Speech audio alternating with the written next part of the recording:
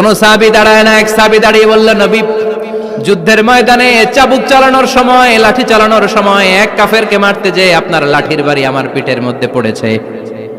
আপনি যেহেতু এই কিসাসটা আদায় করতে চান, আপনার পিঠে আমি লাঠির বাড়ি মেরে এটারে শোধবোধ করে দিতে চাই। বিশ্বনবী বললেন, ওমর রাখো, এটা বান্দার হক, মিটাতে দাও।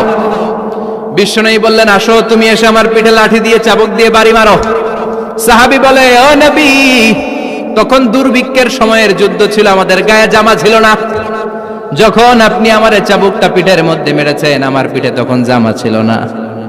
আপনি যদি যথা নিয়মে কিসাসটা আদায় করতে চান, আপনার জামাটা খুলেন, খালি পিঠের মধ্যে বাড়িটা মারিস। বিশ্বনবী উনার জুব্বাটা উপরের দিকে উঠালেন, পিঠের মধ্যে বাড়ি দেওয়ার জন্য ওই সাহাবীকে ডাকলেন। ওই সাহাবী বিশ্বনবীকে পিছন দিক থেকে জড়িয়ে ধরে ওই মোহরে নবুয়তের মধ্যে চুমু দিয়ে ফেলেছে।